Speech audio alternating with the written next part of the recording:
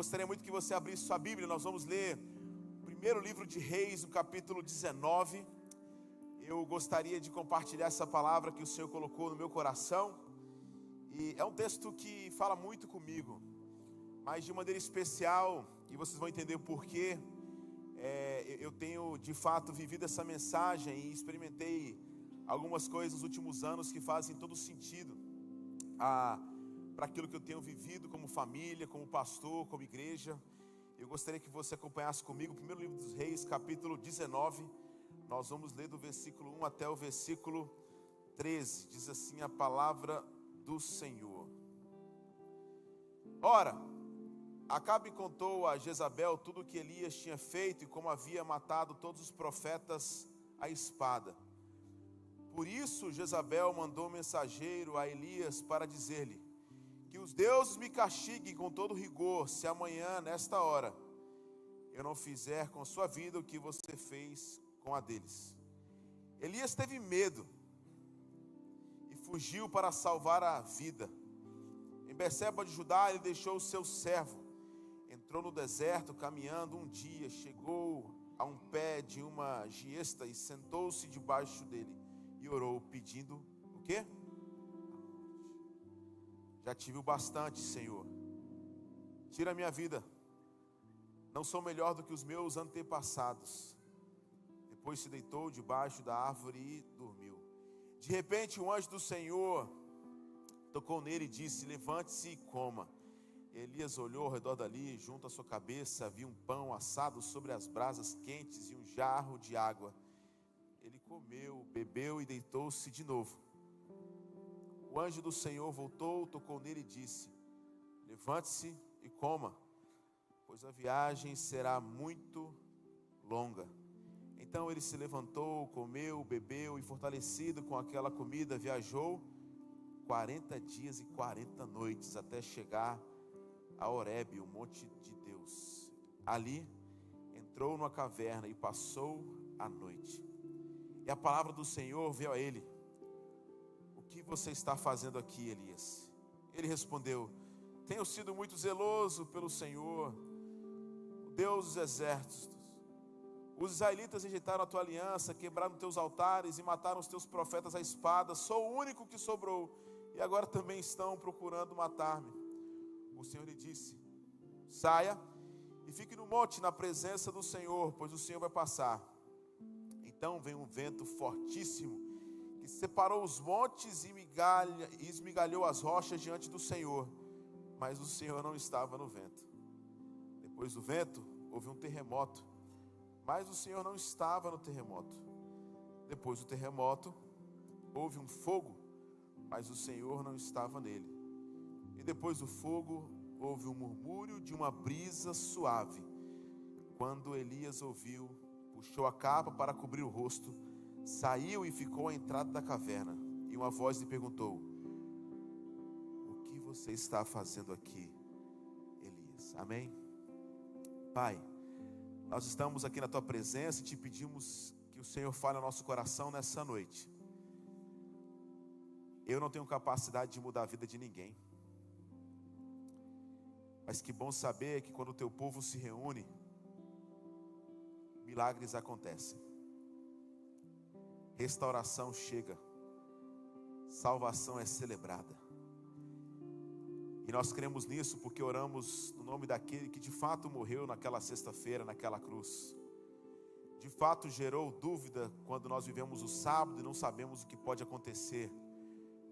Mas a alegria vem pela manhã, e foi no domingo como esse que ecoou talvez a pergunta mais famosa da história: por que procura entre os mortos aquele que vivo está?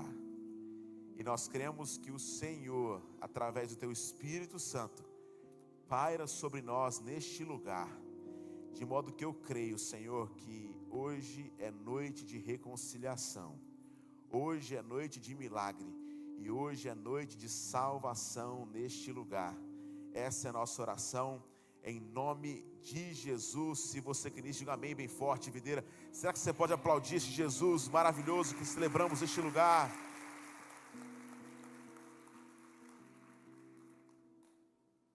Uma história muito interessante. Eu não sei se você a conhecia, mas me faz lembrar quando me tornei pai há mais ou menos 10 anos.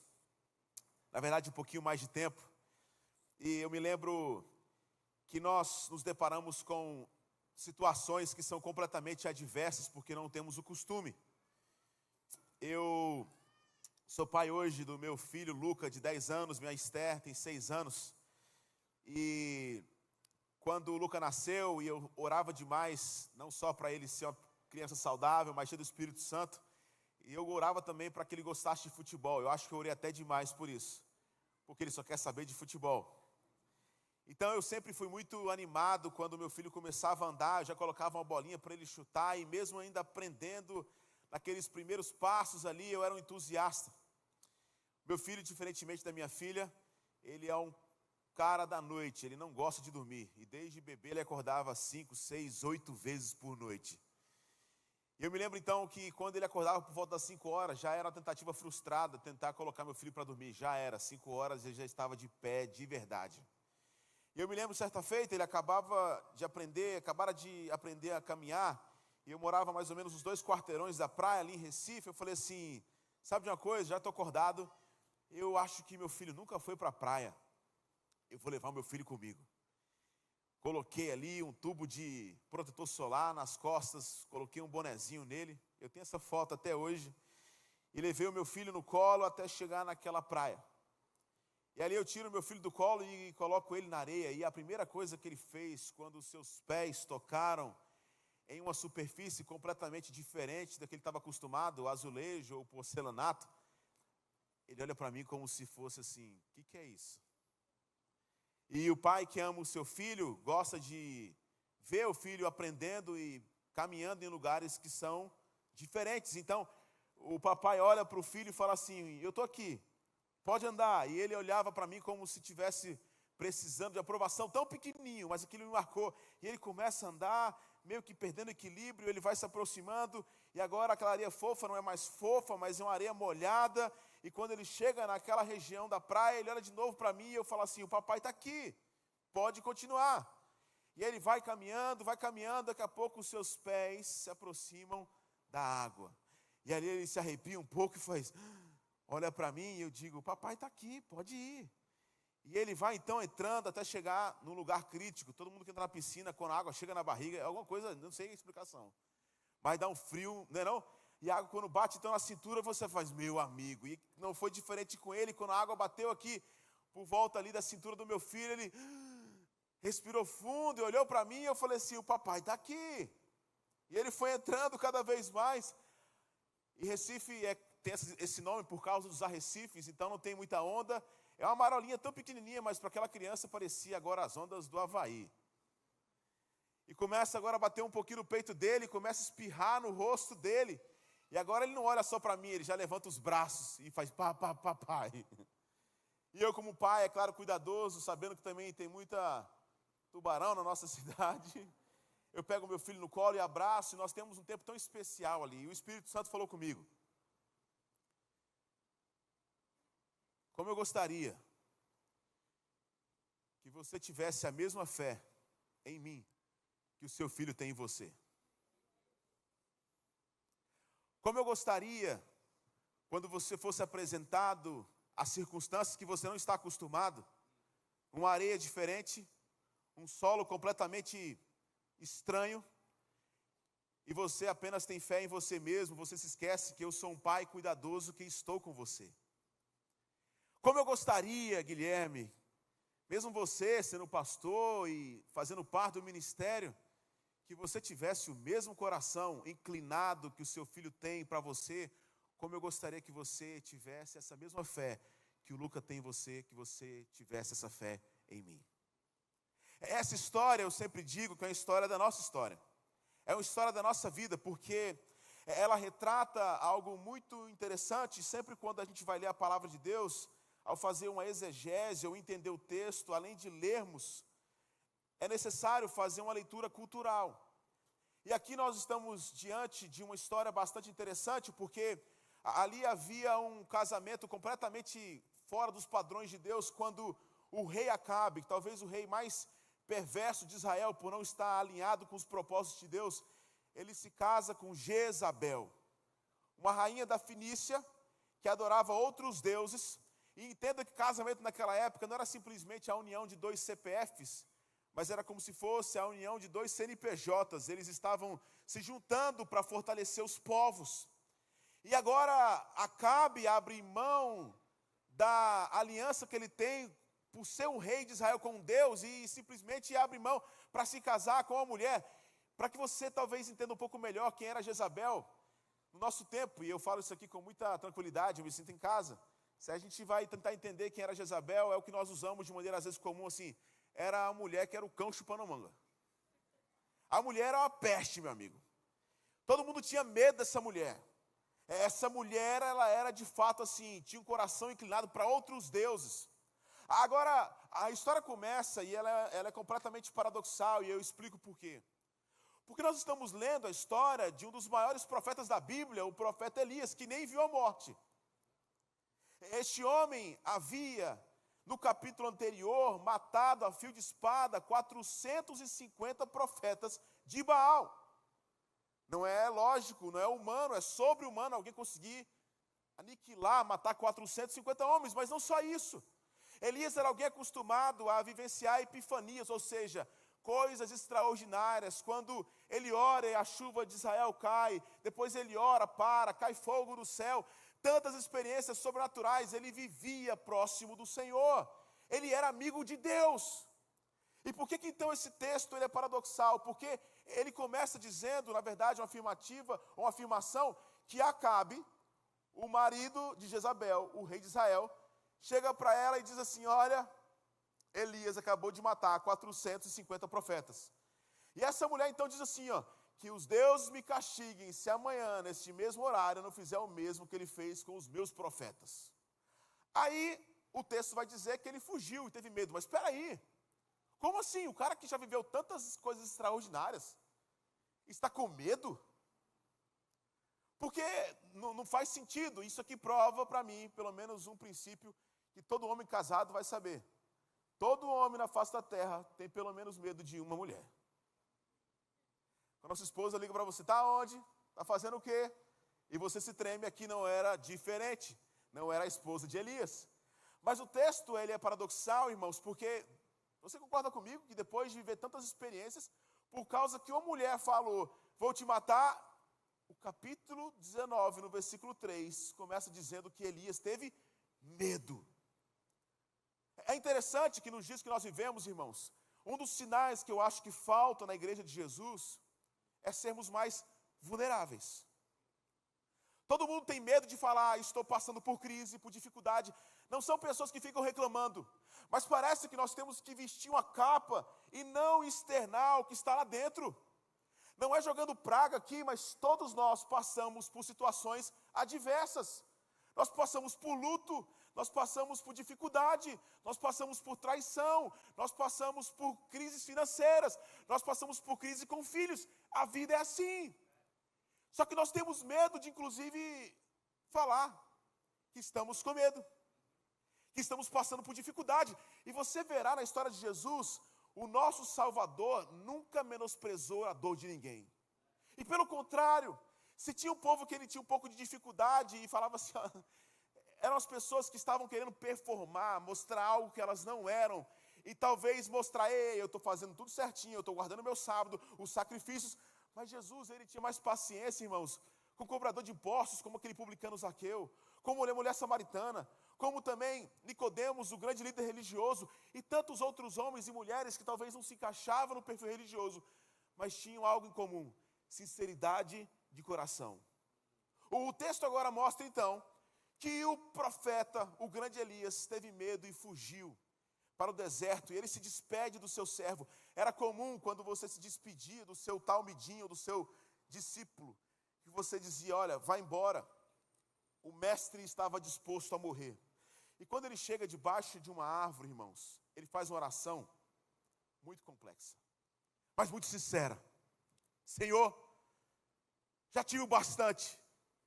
Eu estou com medo. Olha que sinceridade, irmãos, de um profeta dizendo, eu não quero mais viver. E aqui vem essa graça maravilhosa de Deus. Porque, pensa comigo, depois de Deus viabilizar tantos milagres e epifanias na vida de Elias, se nós talvez fôssemos Deus, chegaremos ali para falar assim, ei, está com medinho do quê? De uma mulher que falou que vai te matar? Você acabou de matar 450 profetas, você fez fogo descer do céu, você fez a chuva parar, a chuva foi restaurada, porque essa talvez é a lógica humana, mas essa é a beleza do Evangelho. O Deus que vem, não vem para cobrar e ser insensível. Sabe o que Ele faz através do anjo, irmãos? Ele traz comida, pão sobre a brasa e um jarro de água para dizer, filho, eu estou aqui. Eu estou aqui para te lembrar que não é pelo que você pode fazer ou produzir, eu estou aqui porque eu te amo. Eu estou aqui para te lembrar que nessa tempestade, inclusive, alguns talvez irmãos nossos que estão nessas unidades prisionais, que talvez estão sentindo assim, eu não quero mais estar aqui, já é o bastante, eu estou debaixo dessa árvore, Senhor, tira a minha vida em nome de Jesus. O Senhor já não mais te condena, porque você é livre em Cristo Jesus, e Deus está te visitando nessa hora para falar, filho, está difícil, mas o pão sobre a brasa e a água fresca chegou para a sua história. E agora, quando Elias está ali, irmãos, nós aprendemos a primeira lição desse texto. Nesses momentos difíceis, de luto, de crise, onde nós nos cansamos, nós precisamos nos levantar e alimentar a nossa fé. Existem momentos onde a gente quer viver um escapismo, nós queremos nos trancar no nosso quarto, ninguém chega mais aqui, eu estou cansado, e o Senhor vem, irmãos, para falar assim, não, eu quero te dar aqui água fresca e pão. Eu sei que tem sido difícil, o Senhor não vem para julgar, irmãos. Não há nada que os meus filhos façam, nem os seus filhos, que vão fazer você amá-los mais ou menos. Porque Ele te ama com amor incondicional. Na verdade, a condição estava na pessoa de Jesus Cristo, e Ele já pagou o preço, e quando Ele olha para você, Ele olha com verdade e com graça, e Ele te ama, não é porque você é bom não, é porque Ele é bom e Ele se move em sua direção. E quando Elias está ali, irmãos, e eu falo que essa passagem é a minha história, porque aqui quem vos fala foi um pastor que já viveu muitas experiências. Estou há 20 anos no ministério, e há 3 anos atrás eu comecei a sentir esse peso de estar cansado. Eu não cheguei ao ponto de falar assim, olha, eu quero tirar minha vida, eu quero morrer, não foi isso. Mas eu estava querendo reencontrar o propósito, porque existem momentos na vida onde nós somos empurrados para um lugar e nem sabemos mais a motivação pela qual fazemos o que fazemos. E neste lugar então eu falei assim, sabe uma coisa? Eu preciso parar. Eu preciso revisitar alguns lugares que eu estou com saudade. E eu comecei a orar, irmãos, pedindo para viver uma experiência sobrenatural com o Senhor. E decidi, como pastor de uma rede de igrejas, largar tudo, deixar na mão de outras pessoas, e me mudei, sem saber o que estava acontecendo na igreja. A igreja continuou acontecendo, e eu estava por fora de tudo. Mas aí quando Deus chega para Elias e fala assim, filho, não é só simplesmente alimentar a sua fé, porque ele volta a dormir de novo. Ele fala assim, levante-se e agora comece a andar. E o texto vai dizer que o anjo falou para ele, levante-se porque a viagem será longa. Agora pensa comigo, irmão, são 40 dias caminhando no deserto. Já esteve no deserto já? É bom estar no deserto? O deserto é um lugar que não é prazeroso. O deserto é um lugar onde você está buscando água. O deserto é um lugar onde você não consegue encontrar nada além de areia, aridez, calor. É cansativo, e durante 40 dias e 40 noites, esse homem está caminhando e tentando de novo talvez encontrar o seu caminho de volta para aquilo que o Senhor o chamou. Até que ele chega no momento da sua história, irmãos, que ele se depara com um monte do Senhor chamado Horebe. E quando ele se depara com aquele monte, ele entra naquele monte. E quando ele entra naquele monte, de novo o Senhor o interpela perguntando, Elias, o que nós estamos fazendo aqui? O que nós estamos fazendo aqui? Alguns talvez vão pensar que o Senhor estava esperando, porque era o monte do Senhor, Elias naquele lugar. E quando ele entrou, falou, filho, o que a gente está fazendo aqui? Mas deixa eu te falar uma coisa. Naquela caminhada do meu filho da areia até a praia, não teve um momento que eu não estava com os meus braços prontos, se fosse preciso, para resgatar o meu filho.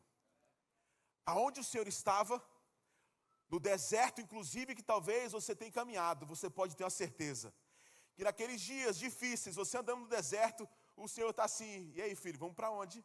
Eu estou com você, eu não largo você, você não consegue ver nada além do deserto, areia, eu sei que é árido, eu sei que é difícil, mas para onde nós estamos indo, não importa, irmãos. Se tem uma certeza que nós podemos ter biblicamente, que salvação não se perde. Se você é salvo, uma vez salvo para sempre. Tem muita gente que tem essa crise agora, tem gente que não se converteu de verdade, mas quem se converteu de verdade pode ter tranquilidade que você é salvo para sempre. O Senhor Jesus faz morada no teu coração. Ou você acha que você agora se salvou porque veio para a igreja aqui, culto da videira das 6 horas, levantou sua mão, você chorou, perdoou os seus pecados. Meu irmão, de vez em quando a gente vai sair, antes de sair do estacionamento da igreja, um irmãozinho abençoado vai bater no seu carro ou te cortar.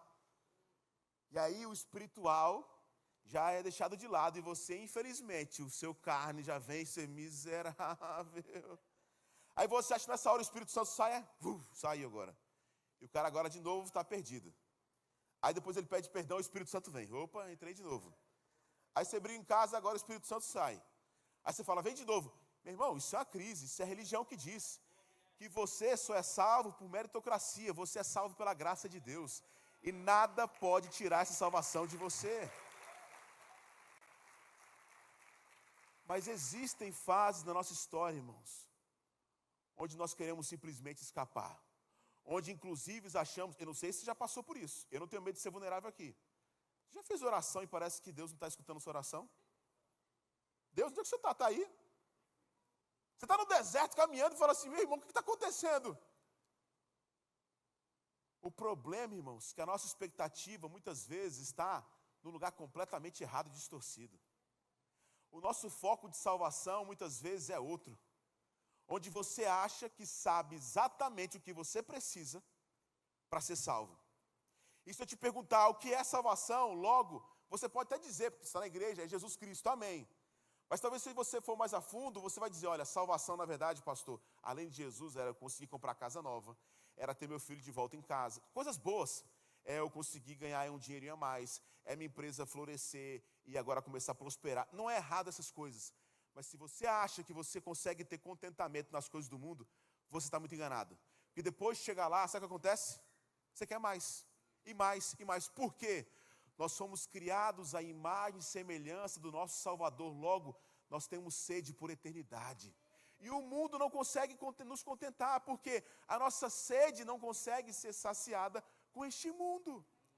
E eu comecei a perceber, irmãos, que nessa minha tentativa, inclusive de ser pastor e cuidar de tanta gente, nós precisamos ser cuidados. Ore pelos seus pastores. Nós não somos super-homens. Nós temos crise, nós temos medo. Nós temos muita fé, mas nós passamos por dificuldade como qualquer pessoa. Inclusive, existe uma distorção, onde as pessoas, é lógico que se perguntaram aqui, pastor Costa, o Lucas, pastor, pode orar por mim, nós vamos orar, mas em nome de Jesus, entenda isso. A nossa oração não é mais poderosa que a sua, porque nós oramos em nome de Jesus. Então, quando eu falo, vou orar, eu vou orar pela sua vida, mas também oro pela minha vida. Porque eu tenho a necessidade, a carência da graça de Deus sobre a minha história. E o líder, às vezes, de GC, grupo pequeno, do A13, tudo. Existem momentos, irmãos, que nós, às vezes, nos cansamos. Você como mãe, você como pai. Talvez o seu milagre com o seu filho está longe de casa, o seu casamento está em crise. Nós passamos por luto, talvez alguém está doente e você não consegue enxergar mais nada além desses problemas. Deixa eu falar uma coisa. Em nome de Jesus, rasgue o seu coração e faça orações sinceras. Deus se agrada. Porque imagina, se eu chego para o meu filho e falo assim, filho, tudo bem? Ele acorda, papai, estou ótimo, louvado seja o teu nome por pagar o meu colégio, agora eu vou me arrumar e vou ter o privilégio de crescer na escola, porque eu preciso aprender muito matemática e português. Aí no outro dia, oi filho, bom dia. Papai, bom dia, estou muito feliz hoje, porque o Senhor é meu Salvador. E hoje o Senhor vai me levar para a escola, porque eu estou muito feliz, porque o Senhor provê todas as coisas. Bom dia, filho. Para! Eu não quero oração pronta. Eu quero um filho, inclusive, que chora. E pode levantar a mão e falar assim: papai, me salva, que eu estou desesperado. Eu quero um filho que vai na minha cama de madrugada e fala: papai, eu estou com medo do pesadelo, me abraça. Eu quero um filho que seja sincero comigo. Por que não rasgar o seu coração e falar assim: Jesus? Isso não é falta de fé, irmãos. Isso é ser vulnerável. É falar assim: Jesus, eu estou cansado, meu casamento está horrível, mas eu creio que o Senhor pode fazer um milagre. Jesus, eu estou cansado, porque eu não creio mais, meu filho está nas drogas, mas eu não vou desistir, vou continuar orando. Mas seja e faça orações sinceras, seja vulnerável. Aí, irmãos, eu tiro um tempo para a família, para viver algo, uma experiência maravilhosa, e minha oração era: eu quero viver intimidade com o Senhor, eu quero ter mais esse tempo de dependência completa de Deus. Nós vamos para uma ilha bem pequenininha nos Estados Unidos, estávamos lá e eu ficava imaginando: poxa, eu vou chegar lá, andar na praia, os passarinhos vão sobrevoar minha cabeça, o sol vai nascer, daqui a pouco vai aparecer alguém, fazer uma oração do fogo comigo. Rapaz, e eu começo a imaginar como é que é a nossa experiência sobrenatural. Aí Elias entra lá, irmãos, naquela caverna, ele se depara e Deus fala assim: ei, o que nós estamos fazendo aqui? Vai para fora da caverna, eu quero te ensinar algo. E quando ele sai daquela caverna, irmãos, o texto vai dizer que veio um terremoto, epifania, algo sobrenatural. Depois veio fogo, depois um vendaval que esmigalhou e separou as montanhas. E o texto diz que Deus estava ali.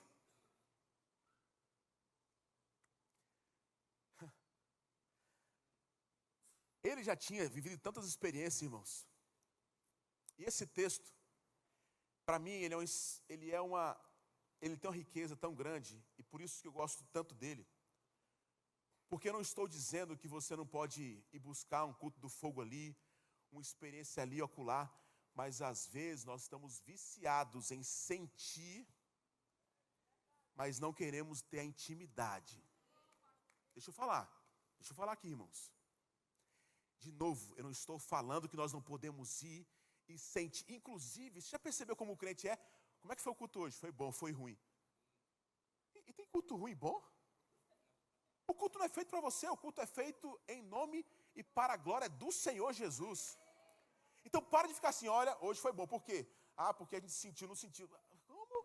O culto é feito, irmãos. Isso aqui é um ajuntamento, sabe do quê? Da gente reconhecer a glória de Deus. Nós estamos vivos pela misericórdia do Senhor. A gente levanta a mão, a gente aprende a palavra, porque nós devemos ser gratos. Isso aqui deveria ser um culto da gente se arrepender e falar assim: Senhor, me ajude a caminhar. Isso aqui não deveria ser um experimento, irmãos. Se é bom ou ruim, não. É extraordinário, porque a presença de Deus está neste lugar. E todo culto, quando o povo se reúne, milagre acontece, salvação chega, coisas extraordinárias podem e acontecem em nosso meio. Amém, igreja?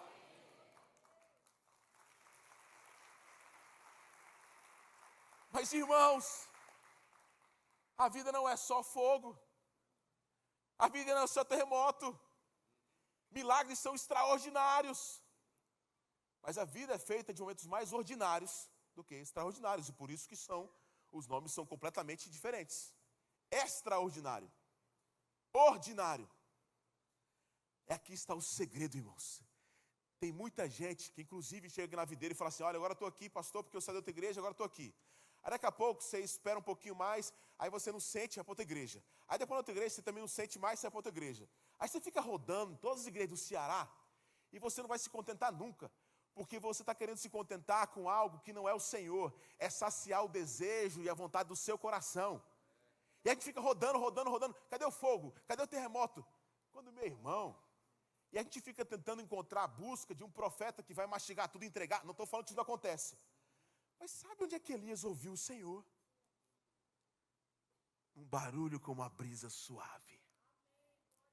Veio uma voz e perguntou: Elias,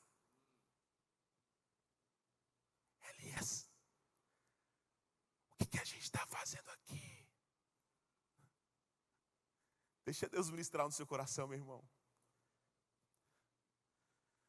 Nós talvez estamos tentando ouvir a voz de Deus em tantos lugares, em tantos ajuntamentos, e Ele fala, não estou dizendo isso, Mas qual foi a última vez que você gastou tempo com a palavra do Senhor? E se aproximou e se ajoelhou no silêncio, onde ninguém consegue ver.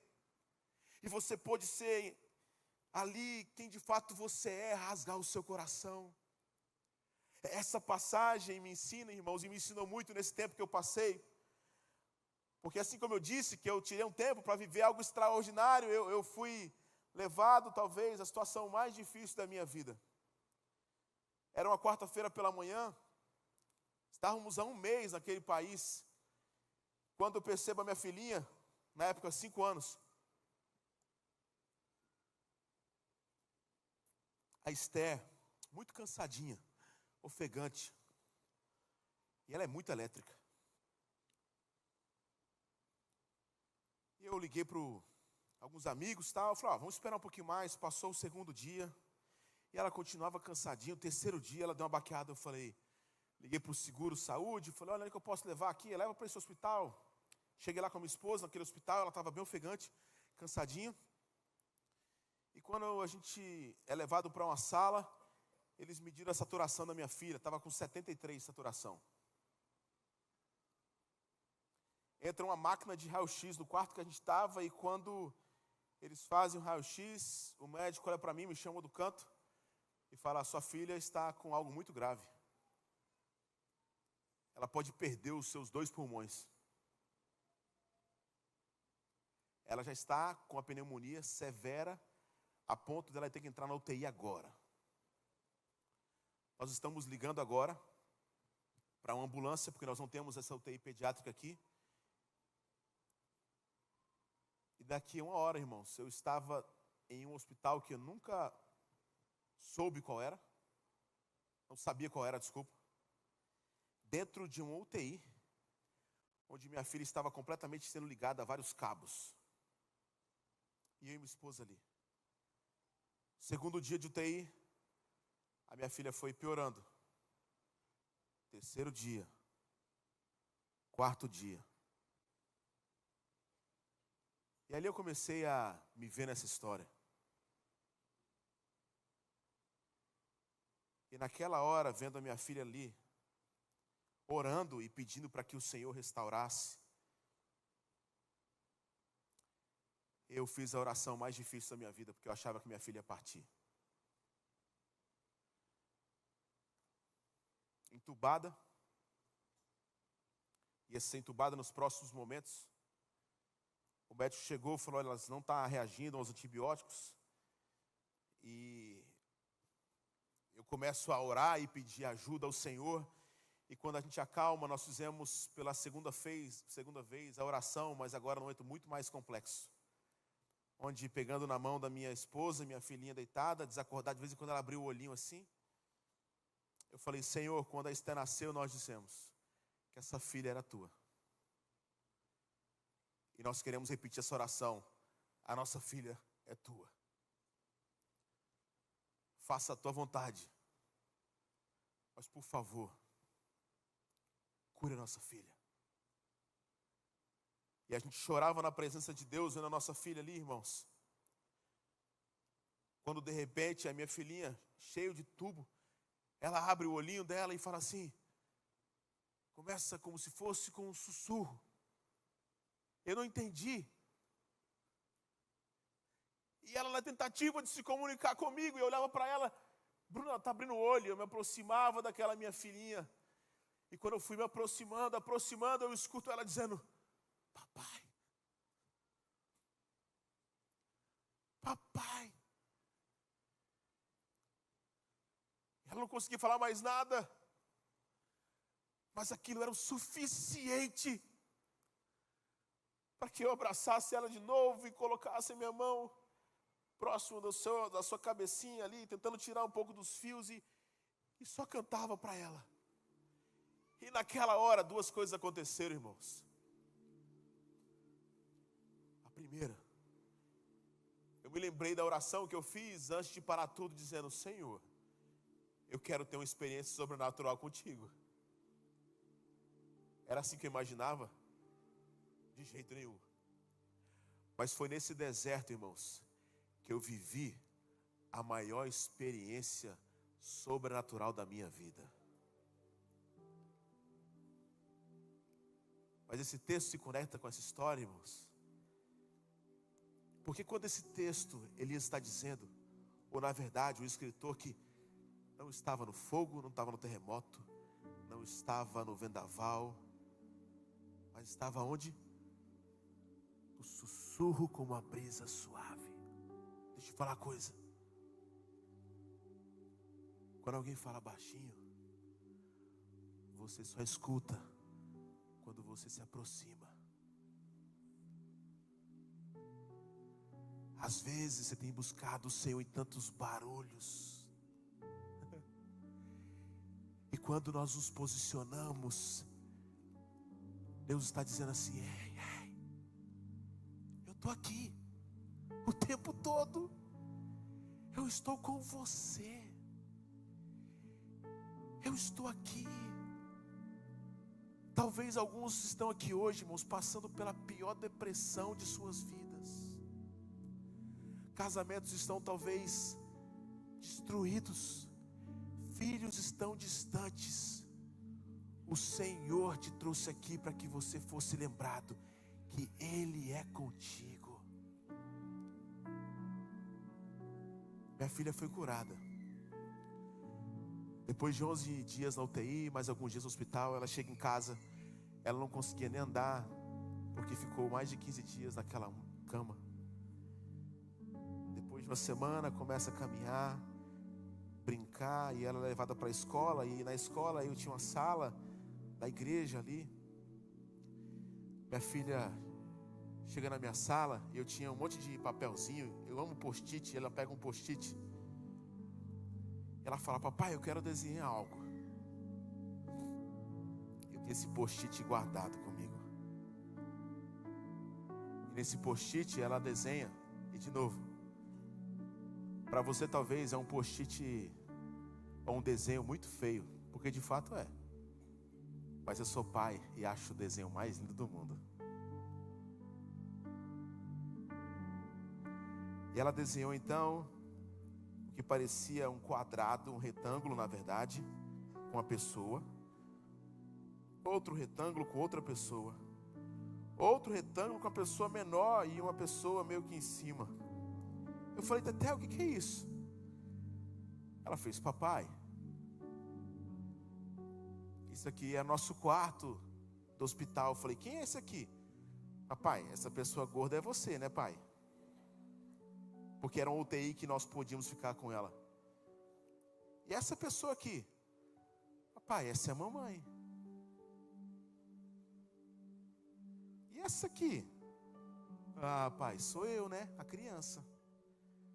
Eu falei: filho, mas por que você colocou o Luca aqui? O Luca não estava lá no quarto. Tem uma pessoa aqui, ó.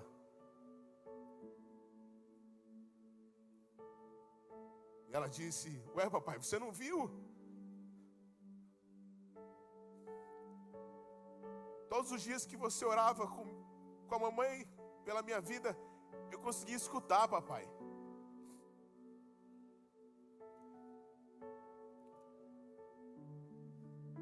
Esse aqui é o anjo que estava lá no quarto do nosso hospital.